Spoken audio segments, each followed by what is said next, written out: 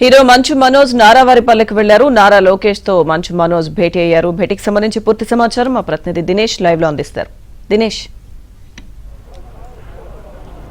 లక్ష్మీదుర్గ మంచు మోహన్ బాబు కావచ్చు, అలాగే వాళ్ళ తనయులు ఇద్దరికి సంబంధించిన ఇష్యూ కావచ్చు, రాష్ట్ర వ్యాప్తంగా అత్యంత సంచలనంగా మారింది. ఆ తర్వాత జరిగినటువంటి పరిణామాలుగా కూడా చర్చనీయాంశమైంది. ముఖ్యంగా మోహన్ బాబుకు సంబంధించినటువంటి ఆ యొక్క మీడియా పైన దాడి కావచ్చు, ఆ తర్వాత ఇతర అంశాలన్నీ కూడా ఉన్న నేపథ్యంలో, దాంతోపాటు వాళ్ళ మధ్య జరిగేటువంటి అంశాలు కూడా పెద్ద ఎత్తున చర్చకు వచ్చిన నేపథ్యంలో నిన్నటి నుంచి కూడా మోహన్ బాబు కళాశాల దగ్గర కావచ్చు, అలాగే ఇక్కడ నారావారిపల్లి వరకు కూడా ఈ ఇష్యూలో సంబంధించి ఫ్లెక్సీలు కూడా ఏర్పాటు చేసినటువంటి పరిస్థితి. దారి పొడుగున మనోజ్ ఒకవైపు ఫ్లెక్సీలు, మరోవైపు విష్ణు ఫ్లెక్సీలు నిన్నటి రోజు ఉన్నదే. అయితే నిన్న రాత్రి ఉన్నటువంటి మంచు మనోజ్కు సంబంధించినటువంటి ఫ్లెక్సీలన్నీ కూడా రాత్రికి రాత్రి తొలగించేశారు.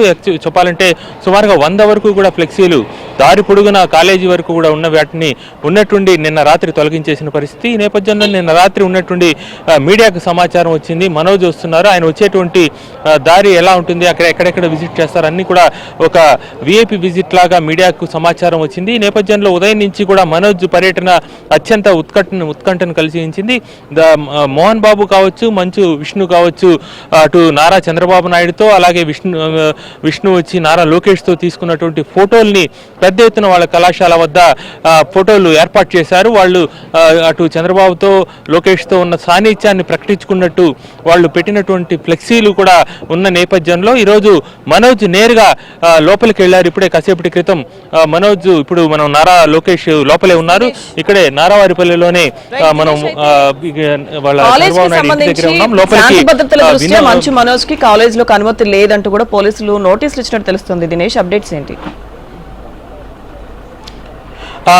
లక్ష్మీదుర్గ మొత్తం మీద దానికి సంబంధించినటువంటి అంశం కోర్టులోకి కేసు వేయడం జరిగింది. ఇంజెక్షన్ ఆర్డర్ మోహన్ బాబు ఇక్కడ ఉండేటువంటి కోర్టులో కేసు వేశారు. మనోజ్ ఏ పరిస్థితుల్లో కూడా తన కళాశాల ప్రాంగణంలోకి రాకూడదని చెప్పి ఆ ఇంజెక్షన్ పిటిషన్ వేశారు. ఇంజెక్షన్ పిటిషన్ కూడా కోర్టు పరిగణలోకి తీసుకుని అనుమతి ఇచ్చి కూడా ఇచ్చిన పరిస్థితి ఉంది. ఈ నేపథ్యంలో మనోజ్ కూడా కళాశాల దగ్గరికి వెళ్ళేటప్పటికి పోలీస్ బందోబస్తు కూడా కళాశాల వద్ద ఏర్పాటు చేసినట్టు వేశారు.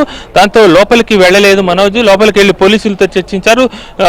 ఈ యొక్క మోహన్ బాబుకు సంబంధించినటువంటి యూనివర్సిటీస్కి సుమారుగా 4 గేట్లు ఉన్నాయి. 4 గేట్ల దగ్గరికి కూడా మనోజ్ వెళ్ళి ఆగి అక్కడ ఉండేటువంటి పోలీసులతో మాట్లాడి మళ్ళీ ఇంకో గేట్కి వెళ్ళడం, అట్ట ప్రతి గేటు దగ్గరికి వెళ్ళి అక్కడ ఉండేటువంటి పోలీసులతో మాట్లాడి ముందుకు వెళ్ళడం జరిగింది. లోపలి కళాశాలకు వెళ్ళడానికి ప్రయత్నం చేయలేదు, కానీ ఆ గేటు దగ్గరికి వెళ్ళి పోలీసులతో మాట్లాడడం, వాళ్ళు ఇచ్చినటువంటి ఆన్సర్ తీసుకోవడం, దానంతా కూడా వీడియో షూట్ చేసుకోవడం, తనకంటూ పెద్ద ఎత్తున ఇక్కడ ప్రైవేట్ సెక్యూరిటీ కావచ్చు, అలాగే కెమెరామెన్లందరినీ కూడా తీసుకుని వచ్చి ఆయన అవన్నింటి కూడా షూట్ చేసుకున్న పరిస్థితి. ఆయనతో పాటు ఆయన సతీమణి కూడా వచ్చారు. ఇక్కడ ఆయనైతే నారావారిపల్లికి వచ్చేటప్పుడు వెహికల్ని స్వయంగా ఆయనే డ్రైవ్ చేసుకుని వచ్చినటువంటి పరిస్థితి. ఇక్కడికి వచ్చిన తర్వాత ఆయన ఇక్కడ వెహికల్ వదిలేసి లోపలికి తన భార్యతో పాటు లోకేష్ని కలవడానికి వెళ్ళారు. యాక్చువల్గా చెప్పాలంటే 1:45కి నారా లోకేష్ ఇక్కడి నుంచి స్పెషల్ ఫ్లైట్లో తిరిగి వెళ్లాల్సిన పరిస్థితి ఉంది.